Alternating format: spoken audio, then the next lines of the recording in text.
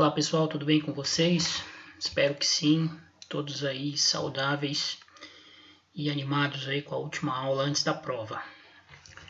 Bem, hoje nós então concluiremos a matéria que será solicitada no próximo dia 18 na nossa prova.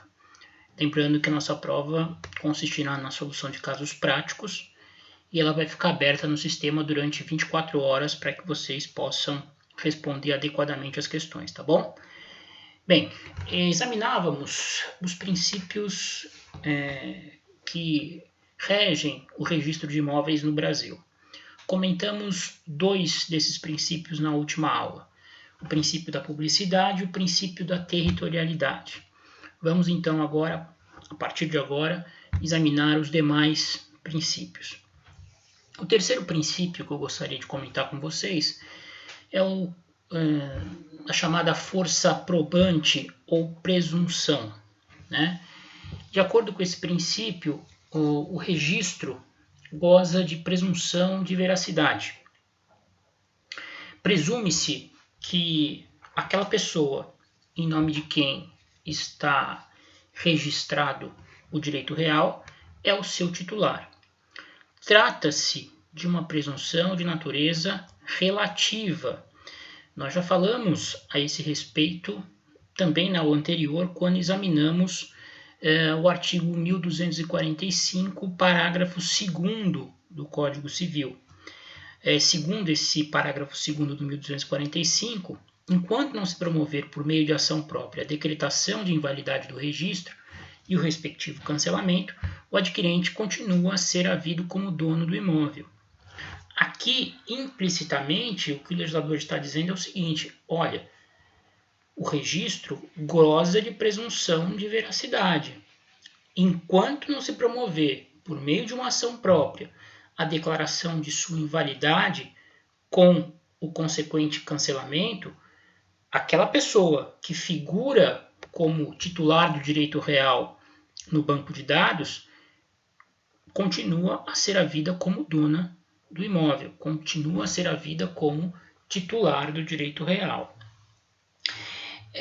Nós temos uma exceção à regra da presunção relativa produzida pelo registro de imóveis, no caso do registro de imóveis rurais. A Lei 6.015 de 75, que é a Lei de Registros Públicos, ela, no seu artigo 277 e seguintes, prevê o procedimento para a inscrição do imóvel rural no registro de imóveis, a elaboração do registro imobiliário de imóveis rurais. E há ali descrita toda uma sistemática completamente diferente àquela que se aplica aos imóveis situados em zona urbana. O registro de um imóvel rural, no chamado registro Torrens, que é o registro especial de imóveis rurais existente no país, se dá por meio de um procedimento em que é obrigatória a expedição de um edital para a convocação de todo e qualquer interessado e eventualmente impugnar o registro dos proprietários de imóveis confrontantes, enfim. Se assemelha até o procedimento um pouco com o procedimento da ação de usucapião. Só que tudo ocorre no cartório de registro de imóveis e apenas se alguém eventualmente se opuser ao registro do bem pretendido por aquele que procurou o registro, é que a competência para processamento desse pedido desloca-se da esfera administrativa para a judicial. Se algum vizinho ou algum interessado qualquer apresentar alguma impugnação a essa pretensão registrária do imóvel rural, o oficial automaticamente remete os autos ao Poder Judiciário, que ali vai decidir a questão através do contencioso, uma ação de caráter ordinário.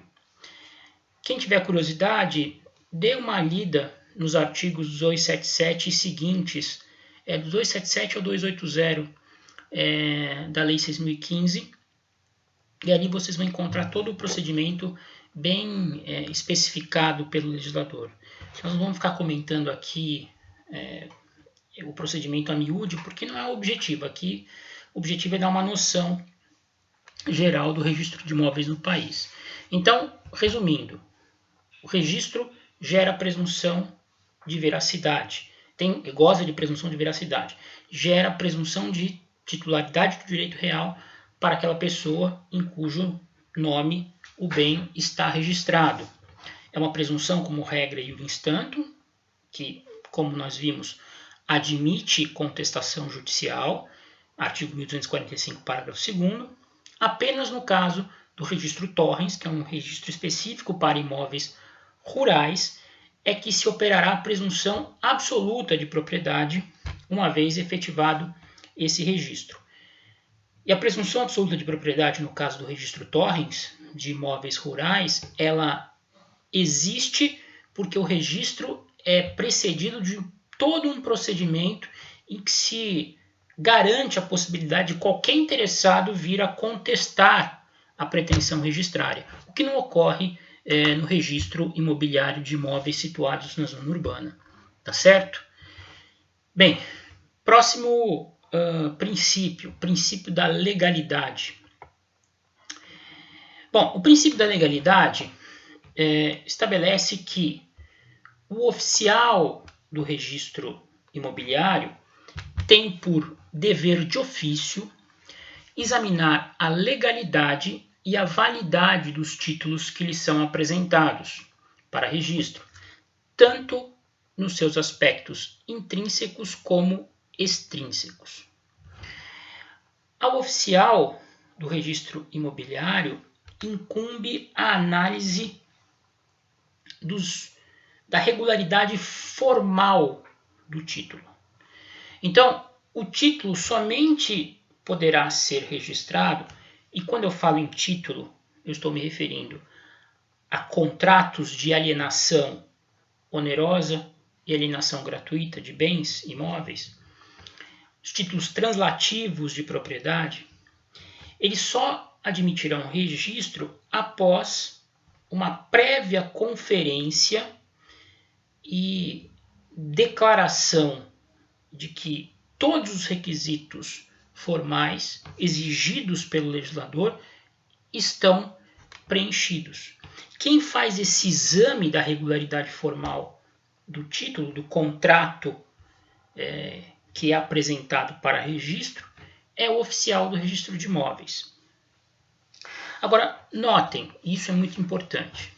Ao oficial cabe o exame da regularidade formal do título, ou seja, cabe avaliar se todas as formalidades exigidas pela lei para a constituição do título estão preenchidas e mais, se outras formalidades adicionais exigidas para o registro propriamente dito também estão presentes na situação concreta. Não cabe, isso é muito importante, ao oficial do registro de imóveis, ao tabelião do registro de imóveis, perquirir sobre um eventual vício de consentimento ou vício social que apresentado pelo título que lhe é encaminhado para registro. Então, vejam, um oficial do registro de imóveis, um tabelião do registro de imóveis, não pode recusar o registro de um título a pretexto de suspeitar que existe uma simulação engendrada pelas partes do contrato, do título. Não cabe ao oficial do registro de imóveis recusar o registro de um título que lhe é apresentado sob a alegação de que o adquirente do imóvel agiu com erro ou foi vítima de dolo da parte do vendedor. E há uma razão, há um motivo muito simples para que o oficial não possa agir dessa maneira, recusando um título sob o argumento de que há suspeita de que uma das partes manifestou a vontade de maneira viciada no negócio. O oficial não é juiz. O oficial não pode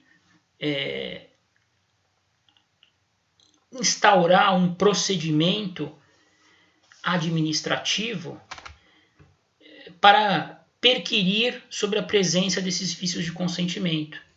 Se esses vícios de consentimento existem, e vocês sabem que os vícios de consentimento têm por consequência, uma vez reconhecidos, a anulabilidade do ato jurídico, do negócio jurídico, a possibilidade da parte prejudicada vir a juízo e eventualmente requerer a sua anulação, o oficial, ele, além de não ter competência para avaliar a presença de vícios de consentimento em negócios jurídicos, ele sempre deve estar sujeito à vontade dos envolvidos.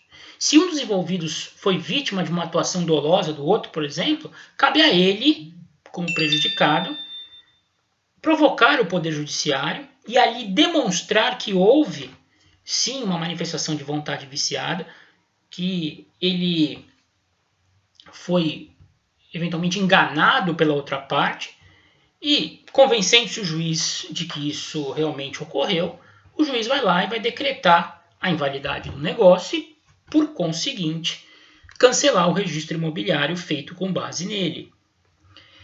Então, a atuação do oficial, que fique muito claro, se restringe ao exame do preenchimento dos requisitos formais dos títulos que lhe forem apresentados. É o famoso cara crachá. É olhar para o título, confrontá-lo com aquilo que diz a lei e verificar se o título preenche todos os requisitos previstos na legislação e mais, se o título que preenche os requisitos exigidos pela legislação cumpre também formalidades adicionais previstas também pela legislação que garantem a consumação do registro. Então, como é que funciona na prática? Eu vou explicar a vocês no próximo vídeo.